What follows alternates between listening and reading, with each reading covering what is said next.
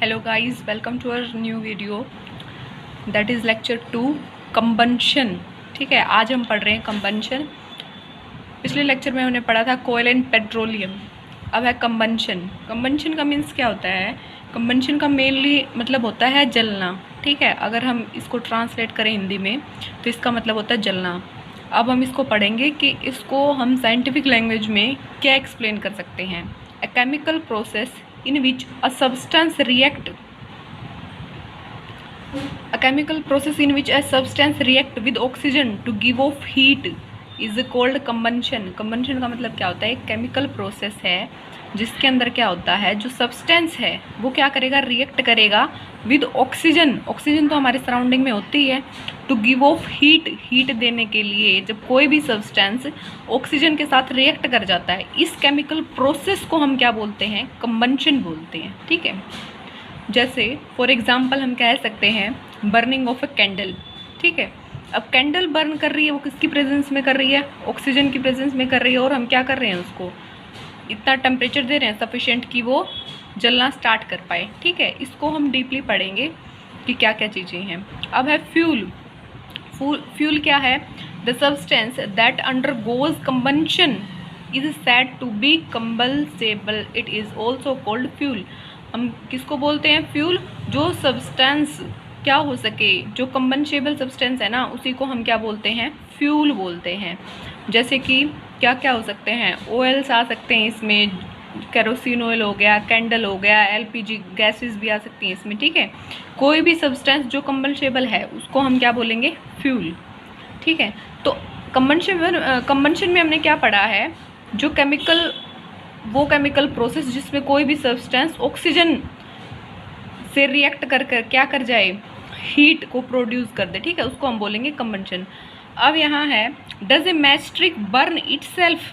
तो जो मैचस्टिक है क्या वो अपने आप बर्न कर जाती है? तो इसका आंसर क्या आएगा? मैचस्टिक अपने आप बर्न नहीं करती है, वो ऑक्सीजन की प्रेजेंस में तो रहती है लेकिन फिर भी वो अपने आप क्या करती है, फायर को कैच नहीं कर सकती है। तो इसमें क्या लिखेंगे हम? नो। अब इसका रीज़न क्या है? वो अपने आप फायर कैच क्यों नहीं कर रही है, स्पॉन्टेनियसली क्यों नहीं कर रही है, उसको हम यहाँ पे बताएंगे। ठीक है, इग्निशन टेम्परेचर। अभी एक टर्म है इग्निशन टेम्परेचर। ये कौन सा टेम्परेचर है? The lowest temperature at which substance get catch fire.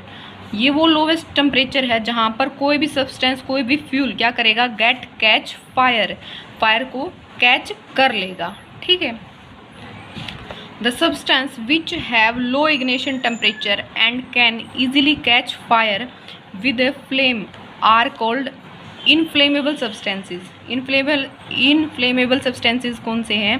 जिनका इग्निशन टेम्परेचर लो होता है and they can easily catch fire, जो ईजिली फायर को कैच कर सकते हैं। फॉर एग्जाम्पल इसमें हम क्या ले सकते हैं? एग्जाम्पल जैसे एलपीजी है। ठीक है, एलपीजी की फुल फॉर्म क्या है? Liquid petroleum gas. ठीक है, तो ये गैस क्या करती है? हमने देखा होगा जब हम गैस की नोब को ऑन करते हैं, हल्का सा स्पार्क लेके आते हैं उसके पास, सिर्फ हल्के से स्पार्क से क्या होता है?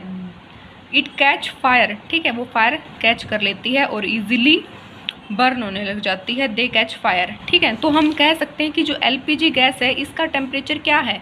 बहुत ही लो टेम्परेचर है। फॉर एग्जाम्पल नेक्स्ट हम क्या बता सकते हैं? पेट्रोल। पेट्रोल में भी सेम होता है, अगर उसके पास हल्का सा भी स्पार्क आएगा या फिर फायर आएगी तो क्या करेगा? दे कैच फायर एंड वेर, और हम क्या कह सकते हैं? इसका क्या है? इग्निशन टेम्परेचर वेरी लो है। ठीक है, अब जो फायर है उससे हमारे बहुत सारे यूजेस भी हैं, हीट रिलीज़ हो रही है, हम हीट का यूज़ भी कर रहे हैं।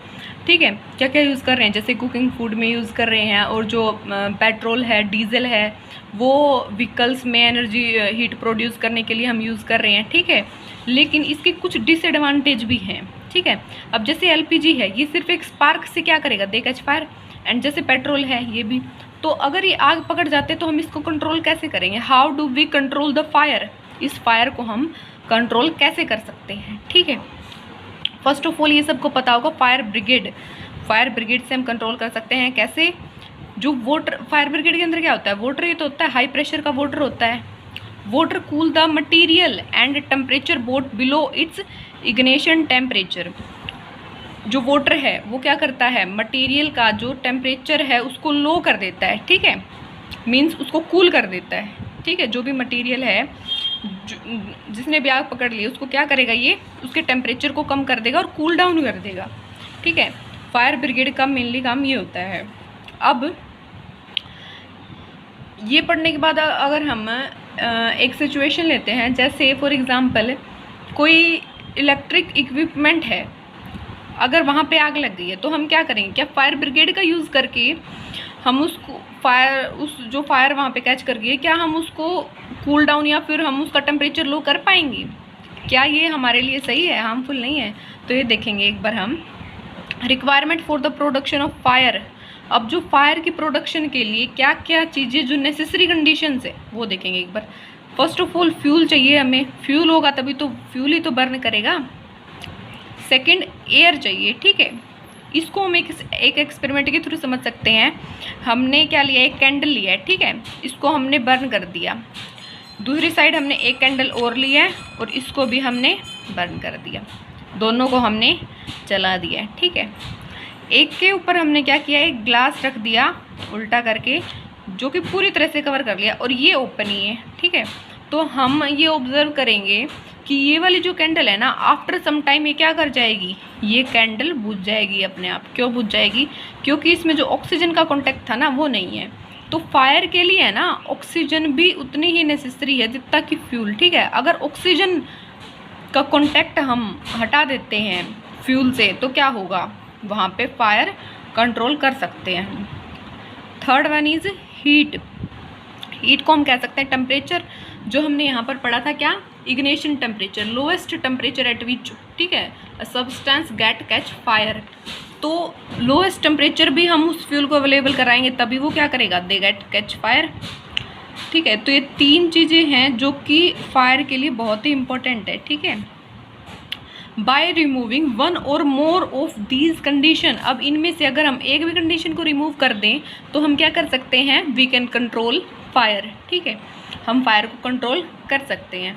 अभी हमने ये एक तो पढ़ लिया फायर ब्रिगेड का, ठीक है। फायर ब्रिगेड का हमने पढ़ लिया कि वाटर से हम क्या करते हैं, किसी भी मटेरियल का टेम्परेचर कूल डाउन कर सकते हैं, उसको टेम्परेचर को कम कर सकते हैं, ठीक है। अगर मान लो जैसे हमारे पास इलेक्ट्रिक इक्विपमेंट में आग लग गई है, ठीक है, तो हम वाटर से उसको नहीं शांत कर सकते। क्यों? क्योंकि अगर हम वाटर का यूज़ कर रहे हैं तो क्या होगा, वहाँ पे water is a good conductor of electricity, ठीक है। हम वाटर डालेंगे और वहाँ क्या करेगा, वाटर कंडक्ट कर जाएगा और जो भी फायर ब्रिगेड वाले उसको क्या होगा, इलेक्ट्रिक शॉक लगेगा, ठीक है। जो भी वाटर डाल रहा है उसके ऊपर उसको इलेक्ट्रिक शॉक लगेगा। तो ये वाला मेथड इलेक्ट्रिक इक्विपमेंट ने अगर आग पकड़ रखी है तो ये कोई काम का नहीं है। तो इसके लिए हम क्या यूज़ करते हैं, फायर एक्सटिंग्विशर का यूज़ करते हैं, जिसके अंदर क्या कौन सी गैस फिल होती है, CO2 गैस फिल होती है फायर एक्सटिंग्विशर के अंदर। ये फायर एक्सटिंग्विशर क्या है, आपने है ना बिल्डिंग्स में, स्कूल्स में, आप हॉस्पिटल्स वगैरह में कहीं भी गए होंगे, आपने देखा होगा वॉल्स पे है ना एक रेड कलर का सिलेंडर होता है, ठीक है। जो भी वॉल्स होती हैं उनके ऊपर एक रेड कलर का ऐसे सिलेंडर बना हुआ होता है, ठीक है। इसके अंदर कौन सी गैस फिल कर रखी होती है, हाई प्रेशर CO2, ठीक है। इसका हम यूज़ कर सकते हैं अगर किसी भी इलेक्ट्रिक इक्विपमेंट पे आग लग गई है तो, ठीक है। एंड सेकेंड वन इज़, और क्या यूज़ और कहाँ यूज़ कर सकते हैं हम इसका, जैसे ऑयल है, कोई भी ऑयल का ड्रम है या फिर कोई भी ऑयल का टैंक है, ठीक है, उसमें अगर आग लग गई है तो क्या होगा, अगर हम वाटर डाल रहे हैं ना तो कोई इफेक्ट नहीं पड़ेगा, उसमें से आग बिल्कुल नहीं बुझेगी। क्यों नहीं बुझेगी वहाँ से आग, क्योंकि हमको पता है कि ऑयल क्या है, ऑयल की डेंसिटी बहुत ही कम है, ठीक है। Oil have a low density as compare water. तो जो ऑयल है, मान लो ये कोई भी टैंक है, ठीक है, इसके अंदर ऑयल था, ठीक है, ये ऑयल से फिल था पूरा, इसको आग लग गई, ठीक है। अब हमने वाटर डाला, वाटर डालने के बाद क्या होगा, यहाँ पर वाटर डालने के बाद यहाँ पर आग लगी हुई है तो वाटर क्या होगा, वाटर तो नीचे आ जाएगा। अब वाटर नीचे आता जाएगा, वाटर यहाँ जमा हो जाएगा और ऊपर क्या होगा, ऑयल, यहाँ ऑयल रहेगा, यहाँ वाटर। तो जब तक ऑयल ऊपर रहेगा तो आग तो जलती ही रहेगी, ठीक है, आग यहाँ से बुझ ही नहीं सकती। तो हम यहाँ पे भी किसका यूज़ करते हैं, फायर एक्सटिंग्विशर का यूज़ करते हैं, इस चीज़ का जिसके अंदर क्या होता है, CO2 गैस फिल होती है, ठीक है। अब नेक्स्ट है टाइप ऑफ कंबंशन। अब कंबंशन के टाइप कौन कौन से टाइप हो सकते हैं? Rapid combustion. रैपिड मीन्स क्या होता है? बहुत ही जल्दी, क्विकली आग पकड़ लेना, ठीक है। तो रैपिड कंबंशन में क्या होगा? For example LPG. एलपीजी में क्या होता है? हम सिर्फ क्या करते हैं, एक स्पार्क लेके आते हैं गैस के पास, ठीक है। वो सिर्फ स्पार्क से ही क्या करता है? तुरंत आग पकड़ लेता है, ठीक है। तो एलपीजी हो सकता है इसका एग्जांपल। अब है स्पॉन्टेनियस कंबंशन। स्पॉन्टेनियस का मीन्स क्या होता है? अपने आप ही आग पकड़ लेना। अपने आप ही का मतलब यहाँ पे क्या है? जैसे हमने पढ़ा था, हम कोई भी फ्यूल है उसको बर्न करवाने के लिए हमें क्या करना पड़ेगा? इग्निशन टेम्परेचर देना पड़ेगा, ठीक है। उस टेम्परेचर तक हमें उसको हीट देनी पड़ेगी। लेकिन यहाँ पे क्या है, स्पॉन्टेनियस कंबंशन क्या होता है? ये रूम टेम्परेचर पे ही आग पकड़ सकता है, ठीक है। इसको इग्निशन इतना हाई टेम्परेचर की ज़रूरत नहीं है। इग्निशन टेम्परेचर बहुत ही लो होता है, जो कि जैसे कि है फॉस्फोरस। ये क्या करता है? अगर ये इसको हमने एक रूम में छोड़ दिया, मीन्स रूम टेम्परेचर जैसे 23-24 डिग्री टेम्परेचर है, तो ये वहाँ भी आग पकड़ लेगा। इसको बोलते हैं हम स्पॉन्टेनियस कंबंशन। मीन्स यहाँ इग्निशन टेम्परेचर की कोई ज़रूरत नहीं है, ठीक है। इसका इग्निशन टेम्परेचर अपने आप ही बहुत लो है, मीन्स रूम टेम्परेचर पे ही है। हमें हीट देने के लिए या फिर कोई एक्स्ट्रा सोर्स की ज़रूरत नहीं है जिससे हम हीट दें, ठीक है। अब थर्ड टाइप क्या है? एक्सप्लोशन, ठीक है। दो तो ये टाइप पढ़ लिए, थर्ड वन है एक्सप्लोजन। एक्सप्लोजन क्या होता है? एक टाइप ये क्या होता है? जैसे कि एग्जाम्पल इसका क्रैकर्स। क्रैकर्स का यूज़ करते हैं ना हम किसी भी फेस्टिवल पे, तो उसमें क्या होता है? धमाका होता है बड़ा सा। तो क्या है? हीट रिलीज होती है, ठीक है, साउंड आती है, और क्या होता है? लाइट, ठीक है, और गैस रिलीज होती है। तो इसको हम क्या बोल देते हैं? इस टाइप के एग्जाम्पल को एक्सप्लोजन कंबंशन कह सकते हैं, ठीक है। अब एक मोस्ट इम्पॉर्टेंट चीज़ है कैंडल। जो कैंडल है ना, कैंडल के पार्ट हम पढ़ेंगे। ये हमारा स्टेट प्रीवियस ईयर में आया भी हुआ है, इसको एक बार ध्यान से देखना। Candle flame have 3 part. जो कैंडल की फ्लेम है ना, उसके 3 पार्ट होते हैं, ठीक है। जो इनर मोस्ट पार्ट है वो कैसा होगा? Least hot. Inner most part है वो सबसे कम हॉट होगा। उसके बाद जो आता है मिडल जोन। मिडल जोन में क्या होगा? मॉडरेटली हॉट होगा, मीन्स एज कंपेयर इसके ये थोड़ा सा और ज़्यादा हॉट होगा, ठीक है। अब है outer most zone. Outer most zone में क्या होगा? Hottest part. जो फ्लेम का आउटर मोस्ट पार्ट है ना, वो सबसे ज़्यादा हॉट होगा, उसका टेम्परेचर सबसे ज़्यादा होगा। और क्या होगा? वो हॉटेस्ट तो होगा ही, साथ में नॉन लुमिनेसेंस भी होगा। नॉन लुमिनेसेंस का मीन्स क्या है? यहाँ पे नो लाइट, ये कोई लाइट प्रोवाइड नहीं करवाएगा हमें। और जो मिडल पार्ट है वो लुमिनेसेंस पार्ट होगा। लुमिनेसेंस का मीन्स क्या है? यहाँ पे वहाँ से हमें लाइट मिलेगी, ठीक है। अगर कोई भी, जैसे हमने कैंडल बर्न कर रखी है तो हमें उससे लाइट मिल रही है, तो उसके कौन से पार्ट से मिल रही है? मिडल जोन से मिल रही है, ठीक है। और लाइट कहाँ से नहीं मिल रही है? आउटर मोस्ट पार्ट हमें बिल्कुल भी किसी भी तरह की कोई भी लाइट प्रोवाइड नहीं करवाएगा। आउटर मोस्ट जोन जो है वो क्या होगा? सिर्फ हॉटेस्ट पार्ट होगा, ठीक है। ये डायग्राम हम यहाँ पे दे सकते हैं। ये कैंडल है, कैंडल का जो इनर जोन है, इनर वाला जोन क्या है? लीस्ट हॉट है, ठीक है, सबसे कम हॉट है। और जो मिडल वाला पार्ट है वो मॉडरेटली हॉट है, और जो आउटर जोन है वो हॉटेस्ट पार्ट है, ठीक है। अब हम ये देखते हैं, Goldsmith blow the outer zone of the flame with metallic blow pipe for melting gold and silver. Gold और सिल्वर को मेल्ट करने के लिए जो गोल्डस्मिथ है वो कौन सा फ्लेम का कौन सा पार्ट यूज़ करता है? उसका जो आउटर पार्ट होता है वो यूज़ करता है। क्यों यूज़ करता है आउटर पार्ट? क्योंकि वो हॉटेस्ट पार्ट है, ठीक है, इस वजह से वो इसका यूज़ करता है। अब हम देखेंगे फ्यूल। फ्यूल की तो डेफिनेशन हमने वहाँ पढ़ ली थी। क्या है फ्यूल? क्या है? जो कंबंशन कर जाए ऐसी सब्सटेंस जो आग को पकड़ सके, ठीक है। अब यहाँ पे हम क्या पढ़ रहे हैं? आइडियल फ्यूल, ठीक है, आइडियल फ्यूल। तो आइडियल फ्यूल हम क्या कह सकते हैं? जो इजीली अवेलेबल है, ठीक है। सेकंड वन इज जो चीप है, उसको हम बोल सकते हैं आइडियल फ्यूल है। Burn easily eight moderate temperature, जो मॉडरेट टेम्परेचर पे ही बर्न कर जाए, ठीक है। ऐसा ना हो कि हमें बहुत हाई टेम्परेचर देना पड़ रहा है, मॉडरेट टेम्परेचर पे क्या हो जाए? बर्न कर जाए। Produce a large amount of heat, means वो क्या करे? Large amount of heat produce करे, ठीक है।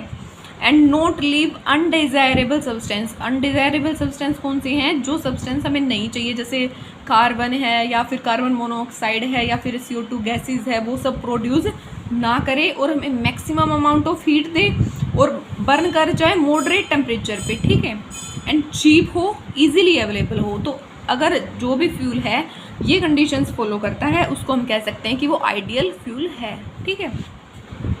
अब नेक्स्ट है कैलोरीफिक वैल्यू। अब कैलोरीफिक वैल्यू क्या बताता है?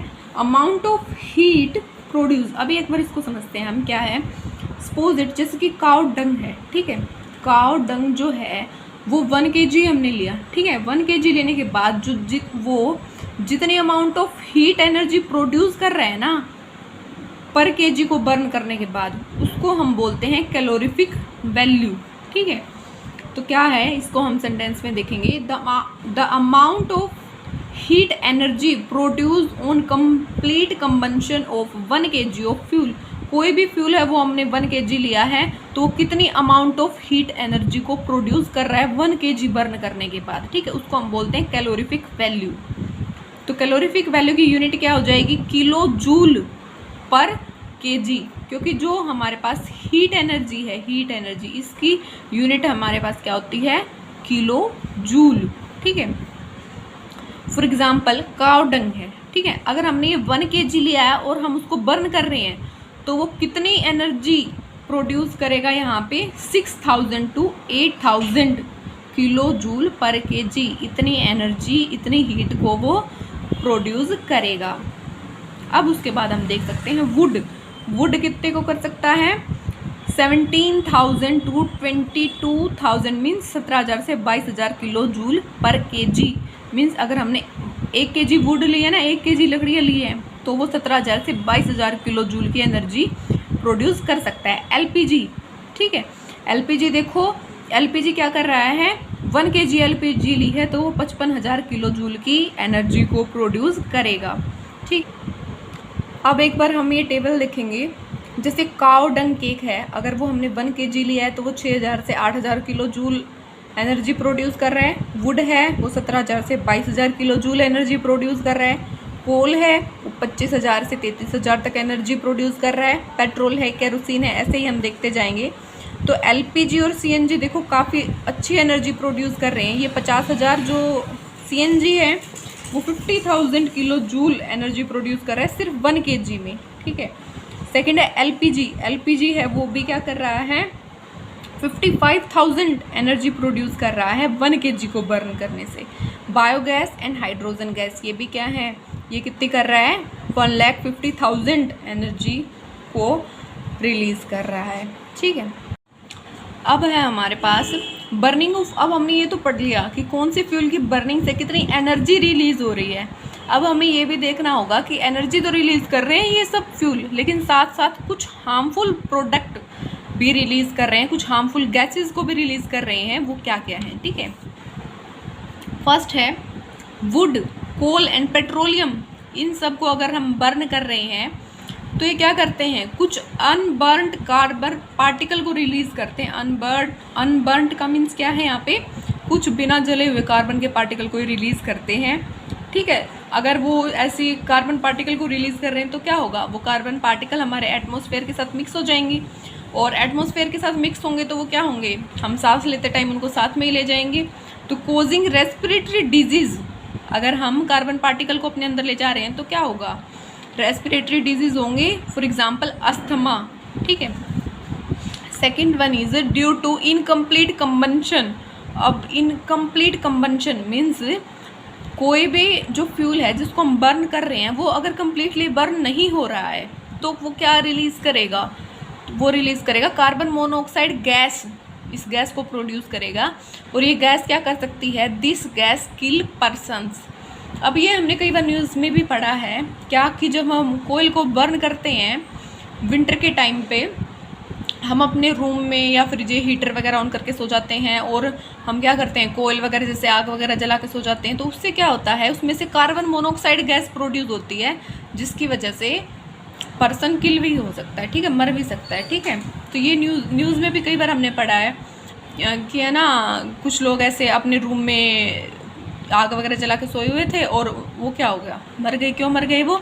क्योंकि कार्बन मोनोऑक्साइड गैस प्रोड्यूस हो गई थी वहाँ पर बहुत ज़्यादा, और ये बहुत ही हार्मफुल है। ठीक है, नेक्स्ट है ड्यू टू कंबंशन। और क्या होता है कंबंशन की वजह से? Release carbon dioxide gas. ठीक है, कंबंशन की वजह से और कौन सी गैस रिलीज होती है? कार्बन डाइऑक्साइड गैस रिलीज होती है। इंक्रीज इन द, अब ये कार्बन डाइऑक्साइड गैस क्या करती है? Increase in the concentration of carbon dioxide in the air.